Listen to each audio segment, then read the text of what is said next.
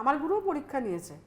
একবার কি করলো, ইচ্ছা করে আশ্রমের সব লোককে নিয়ে গাড়ি করে বেরিয়ে গেল এবং উৎপলদাকেও নিয়ে বেরিয়ে গেল। ওনার মেয়ে, ছোট মেয়ে, তাকে রেখে বলল যে 30 জন খাবে, যাও গিয়ে খিচুড়ি করো। তা আমি যখন আমার গুরুর কাজগুলো যখন আমাকে এরকম দায়িত্ব দিয়ে চলে গেছে, সেটা যে কী করেছি ভগবানই জানে, কিন্তু 30-এর বেশি লোক খেয়েছে এবং আমার হাতের ছালগুলো এরকম ফোসকা পড়ে গেছিলো।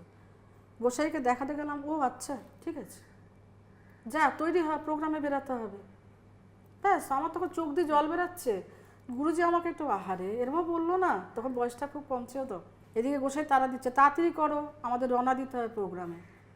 সেখানে গিয়ে আমাকে গান গাইয়েছে। ওই ফোসকা যে হয়েছে, গোসাই একবারও দেখতে চাইলো না এসে। তখন আমার গোসাইয়ের ওপর ভীষণ ভীষণ রাগ হয়েছে। এখন এসে বুঝেছি ওই ব্যথাগুলো না পেলে আমি সত্যি লড়াই করতে পারতাম না, কারণ পরবর্তীকালে লড়াইটা আরও কঠিন হয়ে গেছিলো আমার কাছে।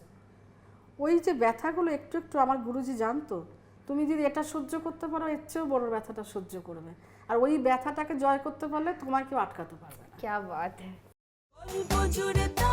শুরু হলো